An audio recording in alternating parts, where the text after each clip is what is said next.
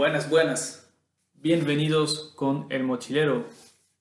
Benvindo con el mochilero. Je vous présente aujourd'hui le Porto. Je le présente en langue française parce que je ne parle malheureusement pas le portugais.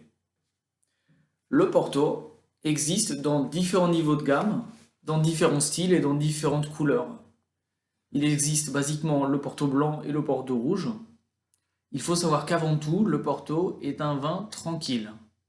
On réalise un vin tranquille dans cette région du nord du Portugal qui a un climat océanique frais.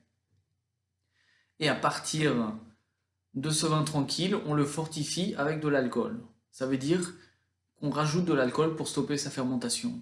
C'était initialement, avant toute chose, pensé pour la conservation de la boisson qui permettait son transport jusqu'en Grande-Bretagne. La Grande-Bretagne reste aujourd'hui encore le pays qui est peut-être le plus amateur de Porto. Le Tawny est la version qui est probablement la plus simple, la plus économique, mais ça en fait néanmoins un vin tout à fait intéressant. Vous pourrez constater un rouge très transparent, très rubis, avec néanmoins des larmes plus intenses sur les côtés qui témoignent du fait qu'il y a plus d'alcool, du fait de la fermentation.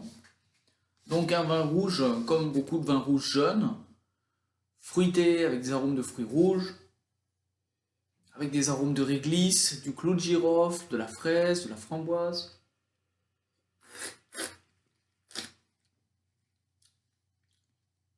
Ces arômes se répètent au palais.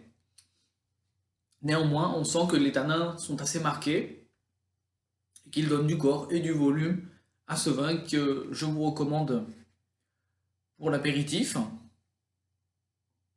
un soir de printemps, comme aujourd'hui, ou sinon, accompagnez-le avec un gâteau au chocolat. C'est surprenant, mais c'est tout à fait délicieux. Hasta pronto con el mochilero.